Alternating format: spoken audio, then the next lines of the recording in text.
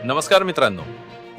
8व्या वेतन आयोगाच्या हालचाली आता वेग घेऊ लागल्या आहेत. अशातच सरकारी सेवेचा कणा असलेल्या तृतीय श्रेणी म्हणजेच ग्रुप सी कर्मचाऱ्यांच्या पेन्शनमध्ये किती वाढ होणार?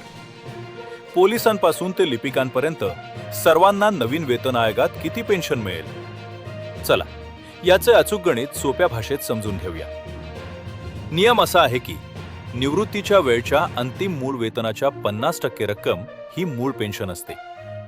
7व्या वेतन आयोगानुसार लेव्हल 3 मधील लिपिक किंवा कॉन्स्टेबलची किमान पेन्शन 10,850 रुपये आहे.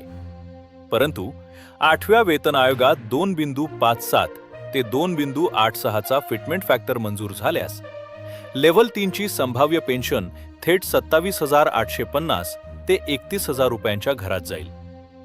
तसेच लेव्हल 4 मधील वरिष्ठ लिपिकांची पेन्शन 32,750 रुपयांपेक्षा जास्त असू शकते.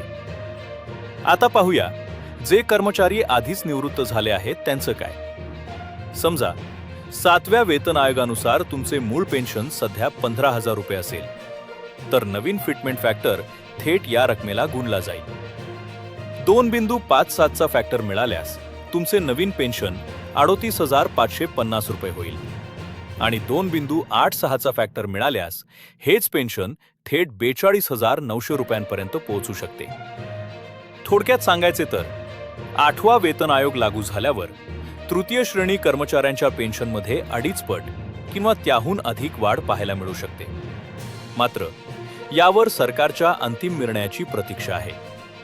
सरकारी कर्मचारी आणि पेन्शनर्सच्या अशाच अधिकृत आणि अचूक अपडेटसाठी आपल्या चॅनलला आत्ताच सबस्क्राईब करा. धन्यवाद.